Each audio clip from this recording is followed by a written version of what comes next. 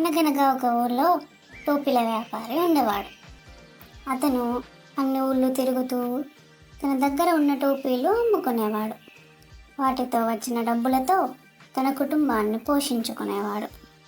ఒకసారి వ్యాపార పరంగా ప్రయాణం చేస్తుంటే అలసట అనిపించి ఒక చెట్టు కింద కూర్చున్నాడు. అప్పుడు ఆ వ్యాపారి తన ఇంటి నుండి తెచ్చుకున్న భోజనం తిని మంచినీళ్ళు తాగి తన టోపీల బస్తా పక్కన పెట్టుకొని అదే చెట్టు నీడలో హాయిగా నిద్రపోతున్నాడు. కొంచెం సేపటికి లేచి చూస్తే బస్తాలో ఒక్క టోపీ కూడా లేదు. టోపీలు మొత్తం ఎవరో కొట్టేశారు. ఎవరై ఉంటారని దిక్కులు చూస్తుంటే చెట్టుపై నుంచి ఒక చప్పుడు వినిపించింది. పైకి చూస్తే చెట్టు నిండా కోతులున్నాయి. అవి ఊరికే ఉంటాయా? టోపీలు మొత్తం తీసుకుని వాటి తలపై పెట్టుకొని కూర్చున్నాయి. ఓహో, ఇదా సంగతి అని ఆ టోపీల వ్యాపారి, నా టోపీలు నాకు తిరిగిచ్చేయండి అని గట్టిగా అరిచాడు. అవి మాట వినే రకమా? గమ్మున కూర్చున్నాయి. అప్పుడు ఆ టోపీల వ్యాపారి మళ్ళీ గట్టిగా అరిచాడు.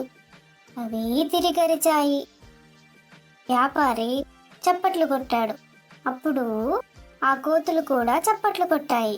టక్కున ఒక రాయి విసిరాడు. అప్పుడు ఆ కోతులు చెట్టుకి ఉన్న పళ్ళను కిందకి విసిరేశాయి. ఆ వ్యాపారి చేతిలో కర్ర చూపించి బెదిరించాడు.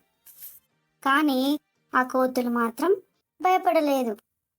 చివరికి ఏమి చేద్దామా అని ఆలోచిస్తూ అలవాటు ప్రకారం ఒక చేత్తో తన తలపై ఉన్న టోపీని తీసి ఇంకో చేత్తో తల గోక్కున్నాడు.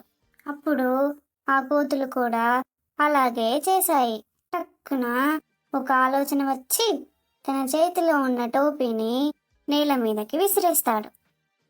వెంటనే కోతులు కూడా వాటి చేతిలో ఉన్న టోపీలను నేల మీదకు విసిరేశాయి. అప్పుడు ఆ టోపీల వ్యాపారి గబగబా టోపీలన్నీ ఒక బస్తాలో వేసుకుని వెనక్కి తిరిగి చూడకుండా పరుగున పారిపోయాడు.